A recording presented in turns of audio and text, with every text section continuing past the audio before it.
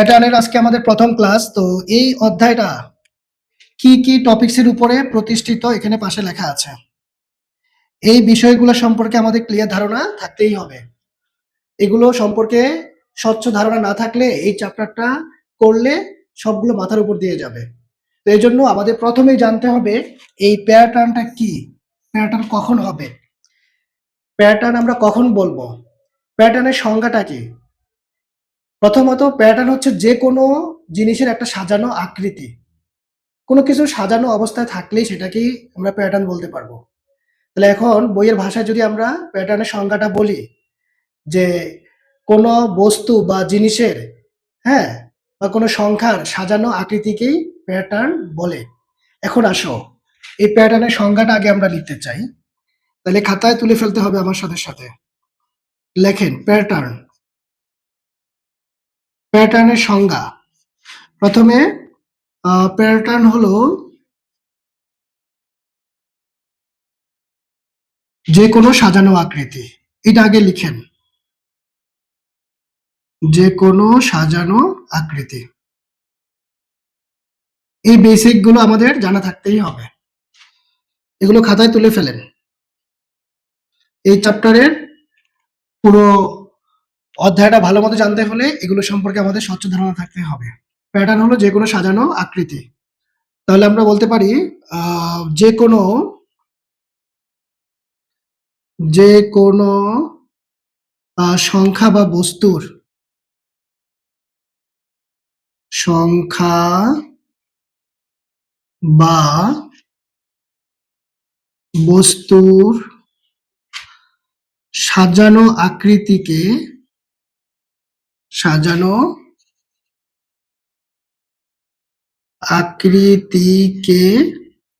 Pattern বলে। এটা হচ্ছে আমাদের প্যাটার্নের সংজ্ঞাটা, জাস্ট সংজ্ঞাটা।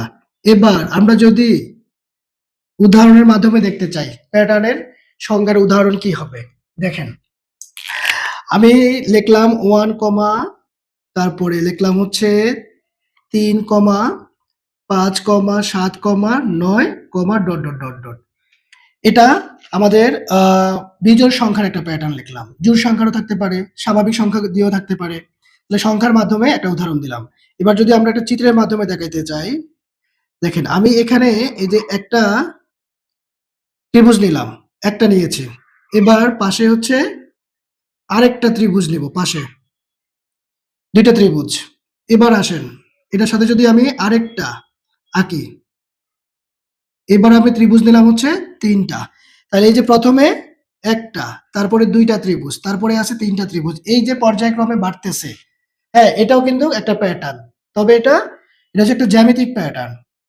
এবার যদি আমরা একটা বাস্তব উদাহরণ লিখতে চাই, বাস্তব যেটা প্রতিদিনই আমাদের চোখের সামনে আমরা দেখতে পাই প্রায় প্রতিদিনই, সেটা কিরকম? ফল দোকানের সামনে গেলে আমরা এই আপেল, কমলা, মালটা এসবের যে একটা সাজানো, তারা যেভাবে সাজিয়ে রাখে ফল ব্যবসায়ীরা, ওইটা আমরা কিভাবে দেখতে পাই দেখেন এরকম ভাবে সাজানো থাকে। একবারে নিচে যে স্তর রয়েছে সেখানে সবচেয়ে বেশি থাকে, তার উপরের স্তরে একটু কম থাকে, তার উপরের স্তরে আবার আরেকটু কম থাকে। তো এইভাবে করে শেষ মুহূর্তে একবারে উপরের যে স্টেপটা সেখানে কিন্তু কম থাকে। তাহলে এইটাও কিন্তু একটা প্যাটার্ন, এটাও একটা প্যাটার্নের মধ্যে আছে, ঠিক আছে? যদিও আমি নিচে লিখেছি কয়টা, 5টা লিখেছি, তারপরে 3টা লিখেছি, তারপরে 2টা, তারপরে একটা, মানে এটা জাস্ট বোঝানোর জন্য দিয়েছি আর কি। তো এইরকম ভাবে যদি সাজানো থাকে তাহলে সেটাও একটা প্যাটার্ন। একটা নির্দিষ্ট উপায়ে যে কোনো কিছু, সেটা বস্তু হতে পারে, সংখ্যা হতে পারে, যে কোনো চিত্র হতে পারে, সেটাই হচ্ছে প্যাটার্ন। তাহলে প্যাটার্ন অর্থ যে কোনো সাজানো আকৃতি। তাহলে নির্দিষ্ট উপায় যে কোনো সংখ্যা, এই জায়গাটাতে যদি আমরা একটা কথা অ্যাড করে দেই যে নির্দিষ্ট উপায়ে, এই জায়গাটাতে এই কথাটুকু অ্যাড করে দেন একটু, নির্দিষ্ট উপায় বা নির্দিষ্ট মাধ্যমে, উপায়ে যে কোনো সংখ্যা বা বস্তু সাজানো আকৃতিকে প্যাটার্ন বলে। তাহলে এই গেল আমাদের প্যাটার্ন কি, প্যাটার্ন কিভাবে হবে সেই ব্যাপারটা। এবার আসেন স্বাভাবিক সংখ্যা। এই স্বাভাবিক সংখ্যার ব্যাপারটা তো আমরা 6, 7-এও পেয়েছিলাম, তাহলে এটার সাথে আমরা পরিচিত। স্বাভাবিক সংখ্যার ব্যাপারটা কি? 0 থেকে বড় যে সংখ্যাগুলোকে আমরা পেয়ে থাকি, তাহলে সেই সংখ্যাগুলো কি? শূন্য বাদ দিয়ে ১, ২, ৩, ৪, ৫, ৬, ৭, ৮ এভাবে করে অনন্তকাল চলতেই থাকবে। ধনাত্মক এই অখণ্ড বা এই পূর্ণ সংখ্যাগুলোই হচ্ছে আমাদের স্বাভাবিক সংখ্যা। তাহলে এটা সংজ্ঞা কি লিখতে হবে? স্বাভাবিক সংখ্যা কাকে বলে? আচ্ছা, আমি যদি পাশে দিয়ে একটু লিখতে চাই, দেখেন, তুমি স্বাভাবিক সংখ্যা লিখে নিচে দিয়ে হচ্ছে যে আন্ডারলাইন করে লেখো যে 0 অপেক্ষা বড় সকল ধনাত্মক পূর্ণ সংখ্যাকে, ভগ্নাংশ হওয়া যাবে না কিন্তু, পূর্ণ সংখ্যাকে স্বাভাবিক সংখ্যা বলে। আর এই সংখ্যাগুলো অবশ্যই প্লাসের হয়, যেহেতু 0 থেকে বড়, আর মাইনাসের হলে তো 0 থেকে ছোট হয়ে যাবে, এজন্য এগুলো প্লাসের সংখ্যা হবে, স্বাভাবিক সংখ্যা বলে। তাহলে উদাহরণ হিসেবে আমরা যদি 2-3টা সংখ্যা লিখতে চাই, 1, 2, 3, 4 এভাবে ডট ডট ডট ডট, ঠিক আছে? মানে শূন্য লেখা যাবে না। 0 থেকে বড় বা 0 অপেক্ষা বড় সকল ধনাত্মক পূর্ণ সংখ্যাই হচ্ছে আমাদের স্বাভাবিক সংখ্যা। ভগ্নাংশ, হ্যাঁ, অখণ্ড যেগুলোকে ভাগ করা যায় না, এই সংখ্যাগুলো হওয়া যাবে না। তাহলে এই হলো আমাদের স্বাভাবিক সংখ্যার ব্যাপার। মৌলিক সংখ্যাটা কি? এটার সাথেও কিন্তু আমরা 4, 5, 6 এ এটার আলোচনা পেয়েছি। মৌলিক সংখ্যাটা কাকে বলে? মৌলিক সংখ্যার ব্যাপারটা হচ্ছে যে সংখ্যাগুলোর দুইটা মাত্র হচ্ছে গুণনীয়ক থাকবে, গুণিতক না কিন্তু, গুণনীয়কের কথা বলেছি।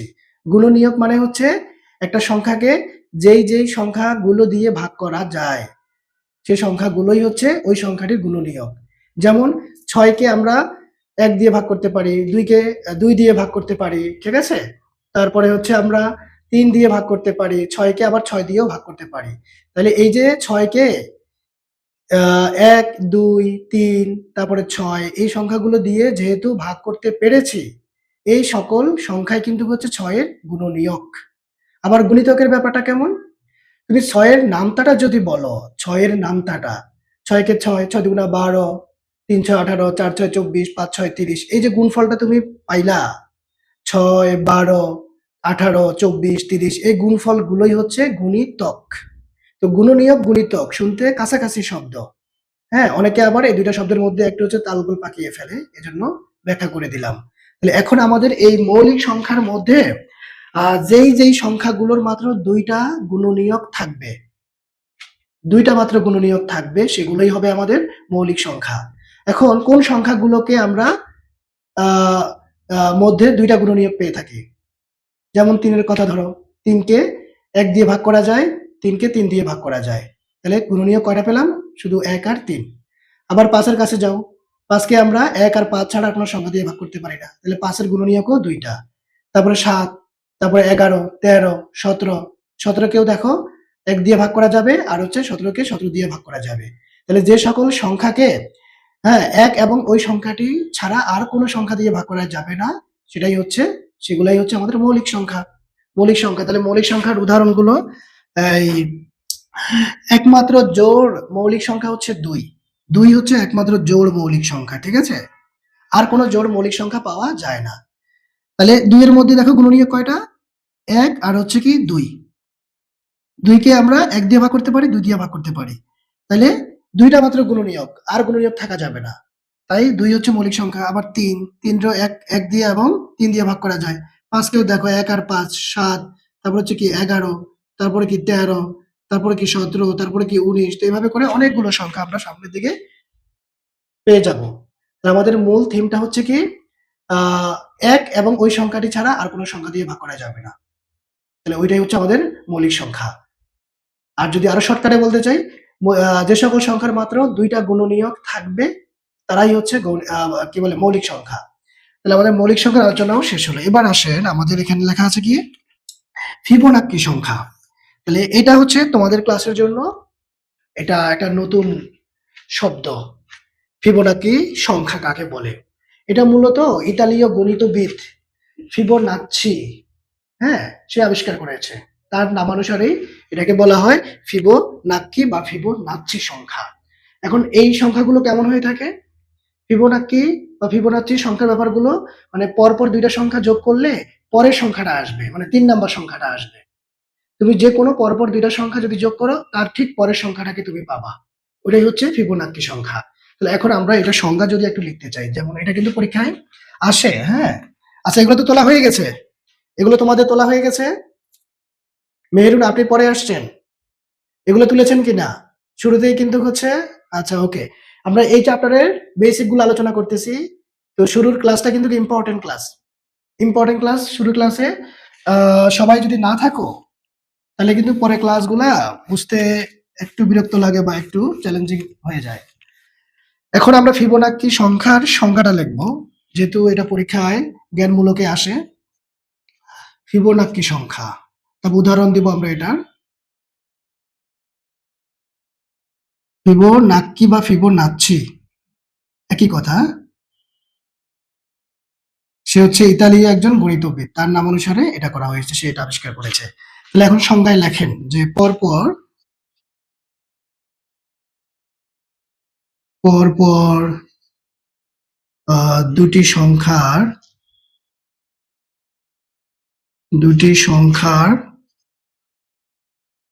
যোগফল পরবর্তী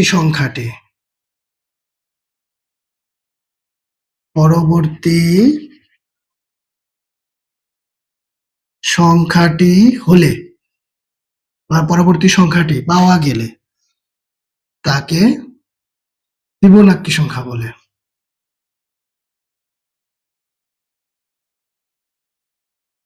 ফিবোনাক্কি সংখ্যা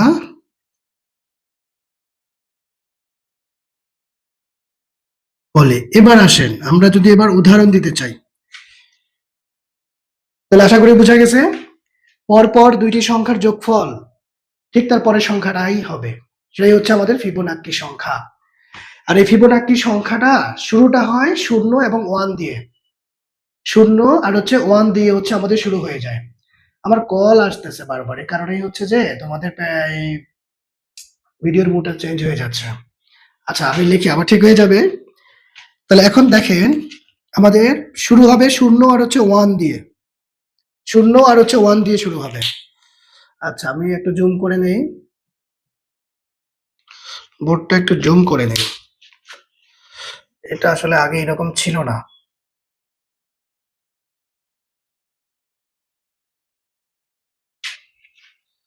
দেখা যাচ্ছে ইতাবাড়ি হয়ে গেছে। আচ্ছা, এখন আশা করি দেখা যাচ্ছে, দেখা যাচ্ছে তো না? দেখা যাচ্ছে? তাহলে দেখেন, ফিবোনাক্কি সংখ্যার কথা বলতেছি। এখানে প্রথমে শুরু হবে 0 আর 1 দিয়ে, তারপরে সংখ্যাটা কি হবে? এই দুইটার যোগফল। তো 0 আর 1 এটা যোগ করলে তো আমরা 1 কেই পাবো, তাই না? 0 আর 1 কে যদি আমরা যোগ করি তাহলে কিন্তু হচ্ছে আমরা 1 ই পাবো, তাহলে 1 চলে আসবে। তার মানে 3 নাম্বার সংখ্যাটা হবে 1। এবার 4 নাম্বার সংখ্যাটা কি হবে? এই দুইটা সংখ্যা যোগ করবো এবার আমরা, দেখেন। এই দুইটা সংখ্যা যদি আমরা যোগ করি, একে একে 2 পাবো, 2। আবার এই দুইটা যোগ করেন, 2 আর 1 এ 3। এই দুইটা যোগ করেন, 3 2 এ 5। এই দুইটা যোগ করেন, 5 3 এ 8। এই দুইটা যোগ করেন, 8 8 5 কত? 13। 13 আর আবার 8 যোগ করলে কত হবে? 21। তো এইভাবে চলতেই থাকবে, চলতেই থাকবে। মূল থিমটা হচ্ছে কি, যে পরপর দুইটা সংখ্যার যোগফল পরবর্তী সংখ্যাটা সমান হবে, এটা হচ্ছে ব্যাপার, এটা হচ্ছে ব্যাপার। আচ্ছা, সবকিছু দেখা যাচ্ছে? ক্লিয়ার দেখা যাচ্ছে? দেখা যাচ্ছে সবকিছু? পরপর দুইটা সংখ্যা যোগ করলে পরের সংখ্যাটাকে আমরা পাবো। দেখো, আমাদের উদাহরণের সাথে যে সংখ্যাটা তোমরা যদি মিলাইতে চাও, দেখো আমাদের কিন্তু উদাহরণ তাদের কথা অনুযায়ী ঠিক আছে। এই দুইটা সংখ্যা যোগ করেছি, 5 পাইছি।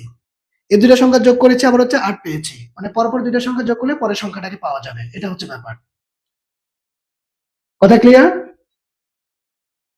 কারো কোনো ধরনের কোশ্চেন আছে?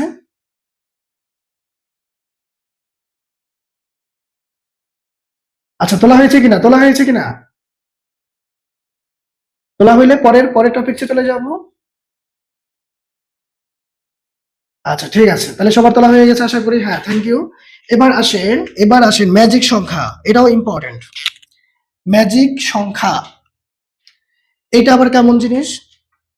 এখানে তিন ক্রমের ম্যাজিক সংখ্যা, 4 ক্রমের ম্যাজিক সংখ্যা, 5 ক্রমের ম্যাজিক সংখ্যা।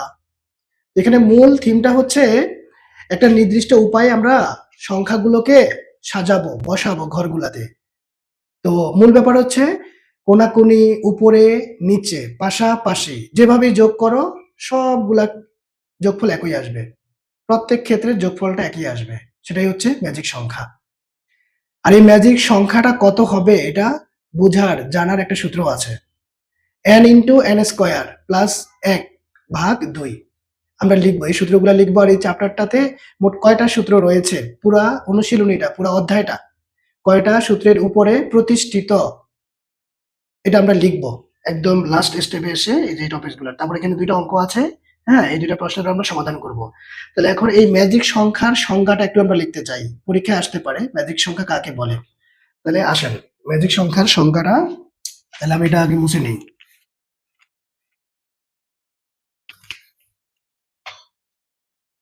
ম্যাজিক সংখ্যা,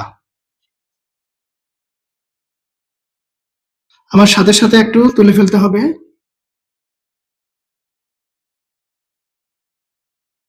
ম্যাজিক সংখ্যা, আচ্ছা, তাহলে কতগুলো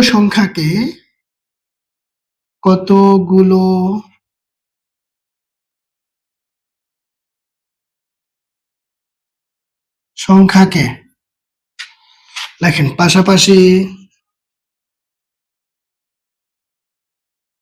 পাশাপাশি, উপরে, নিচে এবং কোনাকুনি, কোনাকুনি বা কোনাকুনি, এটা আসলে ওকার হবে, কোনাকুনি, হ্যাঁ, ভাবে যোগ করলে, ভাবে যোগ করলে প্রত্যেক ক্ষেত্রে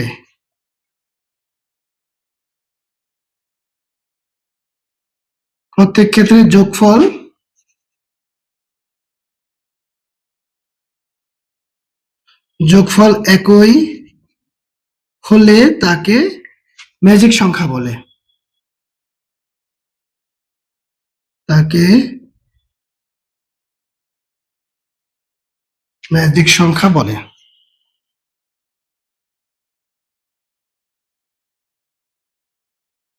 সংখ্যা বলে। আশা করি লেখা বোঝা যাচ্ছে। তারপর আমি একটু মুখে বলে দেই, কতগুলো সংখ্যাকে পাশাপাশি, উপরে নিচে এবং কোনাকুনি ভাবে যোগ করলে প্রত্যেক ক্ষেত্রেই, হ্যাঁ, এখানে একটা রশ্মি লাগাই দিই, প্রত্যেক ক্ষেত্রেই যোগফল একই হলে তাকে ম্যাজিক সংখ্যা বলে। এখন এটা কিভাবে করা হয় উদাহরণ দিয়ে আমরা বুঝাবো। হ্যাঁ, এখন আমরা এই যে একটা সূত্রে চলে যাই। এটার সূত্রে কি আছে, এই যে লাস্টের স্টেপে কি লেখা আছে, গুরুত্বপূর্ণ সকল সূত্র, ওইটার সময় এই সূত্রটাও লিখে দিব, শুরুতেই লিখে দিব। তাহলে ম্যাজিক সংখ্যার ব্যাপার শেষ। আশা করি তোলা হয়ে গেছে, সবার। এবার আমরা সূত্রে চলে যাব। আচ্ছা, আমি যদি একটা উদাহরণ দিতে চাই তাহলে এখানে ব্যাপারটা আরো ক্লিয়ার দেখা যাবে। ধরো আমি 3 ক্রমের ম্যাজিক সংখ্যা লিখব, 3 ক্রমের ম্যাজিক সংখ্যা লিখি। উদাহরণটা দিলে তাহলে সংজ্ঞাটা আরো বেশি জোরদার হবে। 3 ক্রমের ম্যাজিক বর্গ গঠন, ম্যাজিক বর্গ গঠন, ঠিক আছে। তো যত ক্রমের বলবে সেটার বর্গ করে ততটা ঘর আগে আমাদের তৈরি করতে হবে। 3 ক্রম, 3 এর স্কয়ার করেন, 3 3 9, তার মানে আমাদের ঘর হবে 9টা। এটা বড় বর্গক্ষেত্র নিয়ে এটাকে আমরা 9টা ঘর করব। এজন্য কি করতে হবে, এই যে আপনার আনুভূমিক ঘর, হ্যাঁ, আনুভূমিক ঘর বরাবর 3 ঘর করবেন। এই যে আনুভূমিক ঘর আমি 3টা করলাম, 1 2 3। এবার উলম্ব বরাবর 3 ঘর করব। তাহলে আমরা মোট এখানে 9টা ঘর পাবো। দেখেন 3টা স্টেপে 3 3 9টা ঘর হবে। যত ক্রমের ম্যাজিক বর্গ গঠন করবেন, হ্যাঁ, টোটাল ঘর কয়টা হবে ওই সংখ্যার স্কয়ার করলে যত হবে তত। যদি আমি 4 ক্রমের ম্যাজিক বর্গ গঠন করতে চাই তাহলে মোট ঘর কয়টা হবে, 4 এর স্কয়ার যত হবে। মানে ৪ ৪ 16, তার মানে 16টা ঘর হবে। আর সেই ঘরগুলাতে সংখ্যাগুলা কি বসবে? ১ থেকে ১৬ পর্যন্ত। যেহেতু 16টা ঘর।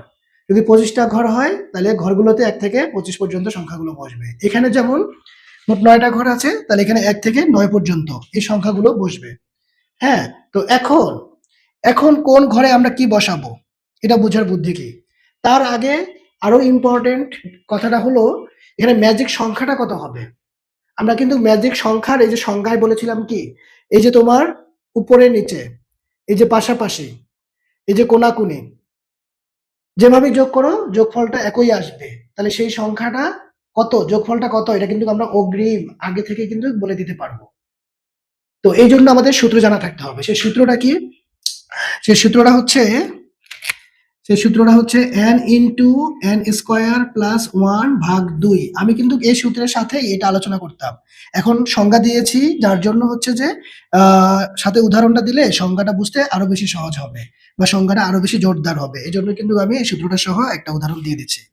এখন আমরা কিন্তু দেখেন এই যে ৩ ক্রমের ম্যাজিক বর্গ গঠন করতেছি। ফলে n এর জায়গাগুলোতে আপনি ৩ বসিয়ে দেন। ৩ বসিয়ে দেন, তাহলে দেখেন কি পাবেন? তাহলে এখানে ৩, এখানে ৩ স্কয়ার, আচ্ছা ১ লাইন বেশি করি। ৩ স্কয়ার যোগ ১ ভাগ এই যে ২। তাহলে ফলাফল কত পাবেন? ৩ তিরিকে ৯ আর ১ এর যোগ করলে ১০। এটার সাথে আবার বাইরে ৩ গুণ সম্পর্কে আছে। তার মানে ৩ ১০ ৩০, ৩০। তাহলে এখন ৩০ কে যদি আপনি ২ দ্বারা ভাগ করেন, তার মানে কত পাবেন? ১৫। তাহলে এই যে দেখেন আপনার ম্যাজিক সংখ্যাটা ১৫।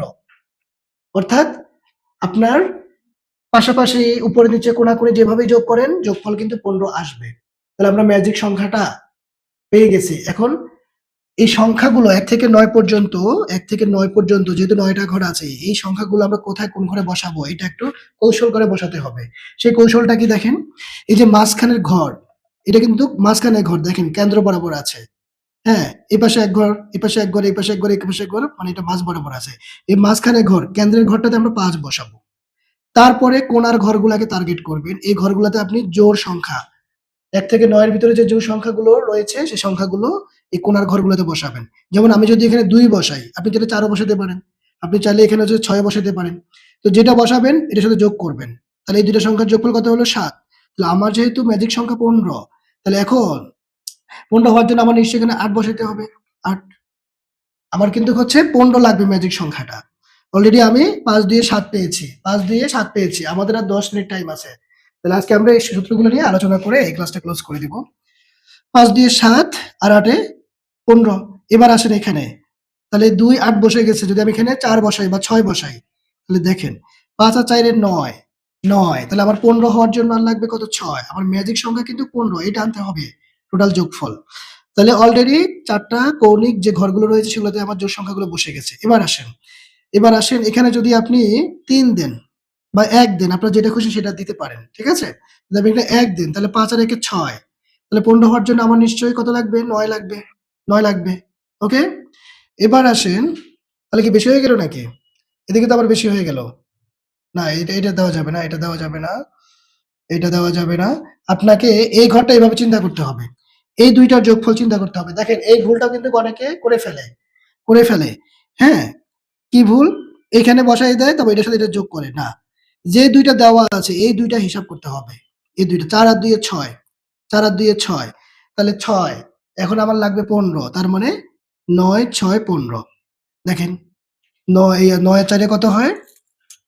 ১৩, ১৩ ২ এ ১৫। এবার এখানে বসান। ৯ আর ৫ এ কত? ১৪। তাহলে ১৫ হওয়ার জন্য ১ বসাইতে হবে। ওকে? আচ্ছা, এবার এই ঘর আর এই ঘর। ৬ ২ এ ৮, ৮। তাহলে আমার ১৫ হওয়ার জন্য এখানে ৭ বসাইতে হবে। এবার আসেন এই ২ টা। ৭ ৫ ১২, ১৫ হওয়ার জন্য আমার কিন্তু ৩ বসাইতে হবে। এই হচ্ছে ব্যাপার।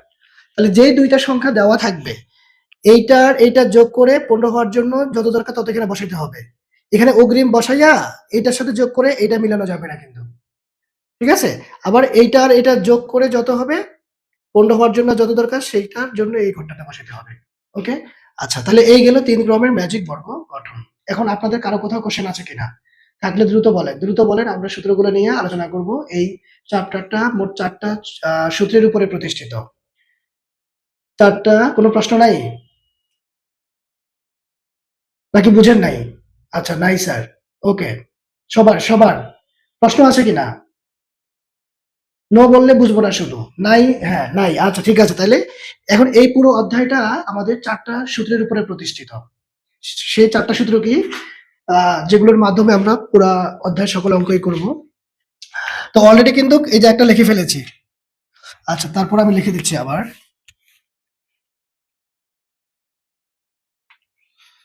এই পুরা অধ্যায়টা আমাদের ৪ টা সূত্রের উপরে। তাহলে সেই ৪ টা সূত্র কি? আচ্ছা প্রথমত হচ্ছে n ক্রমের ম্যাজিক সংখ্যা। ম্যাজিক সংখ্যা। n ক্রম মানে এখানে n এর জায়গায় ৪ হতে পারে, ৫ হতে পারে, ৬ হতে পারে, যেটাই দেই। তাহলে এটার সূত্র একটাই কি লিখলাম? n into n square plus ১ ভাগ হচ্ছে ২। এই গেল একটা। হ্যাঁ, এরপরে আসেন যে প্রথম n সংখ্যক বা ক সংখ্যক যেটাই লেখেন, যেহেতু পাটিগণিত তাহলে আমি কই লিখি। ক সংখ্যক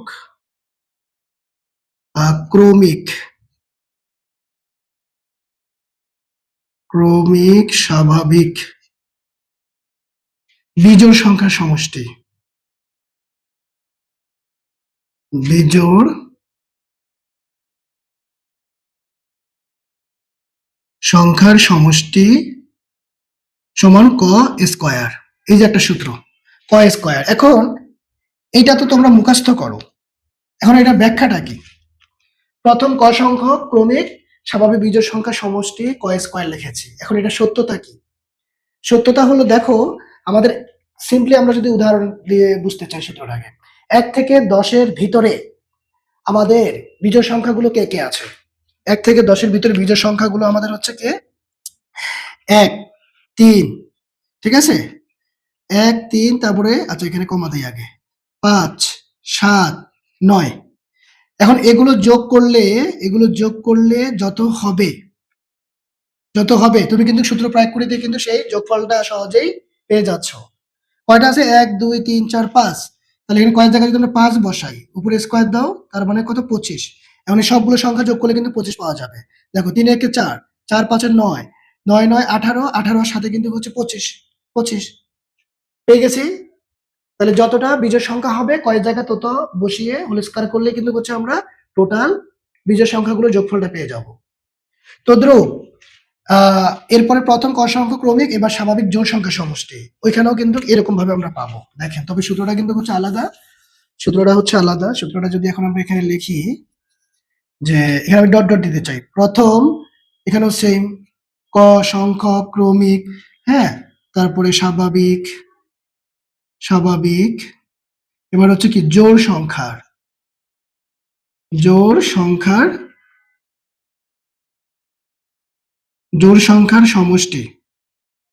সমষ্টি কি হবে? ক ইন্টু ক যোগ ১। তো তোমরা এটা এইভাবে মনে রাখবা না, এইভাবে পড়বা না। অনেকে মনে থাকে না, হ্যাঁ, ২-৪ দিন মনে থাকে, এরপরে মনে থাকে না। তোমরা এটাকে যদি গুণ করো তাহলে কি আসে?